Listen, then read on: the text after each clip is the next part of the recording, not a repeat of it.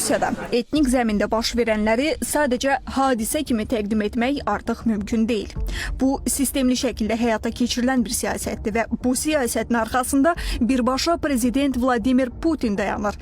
Azərbaycanlılara, özbəklərə, qırğızlara, türkmənlərə və digər millətlərin nümayəndələrinə qarşı yönələn diskriminasiya, şovinist və islamofob kurs bugün artıq gizlədilmir. Əksinə açıq formada tətbiq olunur.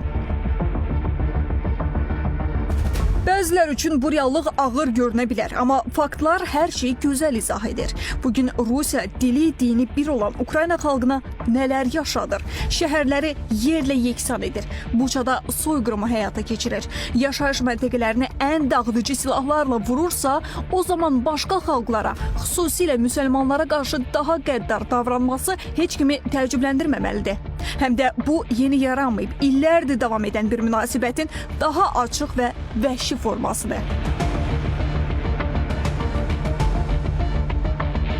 SSR dağıldıqdan sonra Rusiyada millətçilik və islamofobiya pik həddə çatdı. Çeçen xalqına qarşı aparılan etnik təmizləmə siyasəti bunun ən ağır nümunəsidir. Eyni ssenari bugün başqa xalqlara qarşı tətbiq olunur.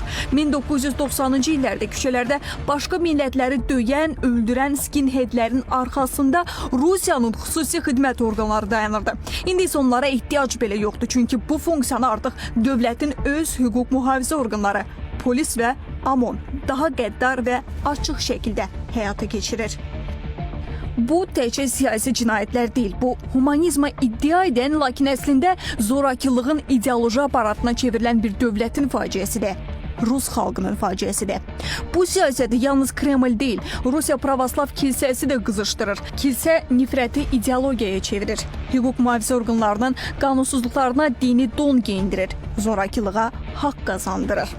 Yekaterinburqda Azərbaycanlılara qarşı törədilən son cinayət hadisələri bu sistemin yalnız bir fraqmentidir.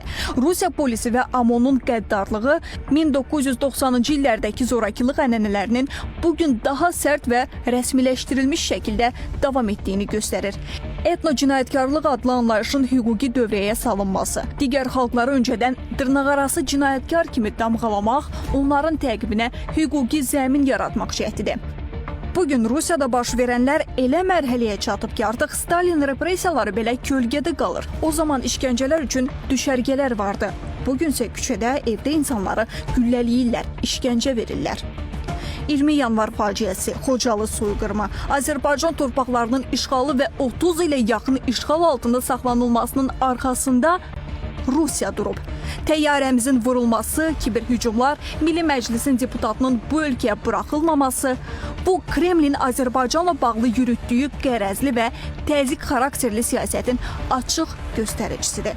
Bugün Rusiyada baş verənlər sadəcə insani faciə deyil, bu xalqlara qarşı sistemli nifrətin dövlət siyasətinə çevrildiyi vahiməli bir modeldir.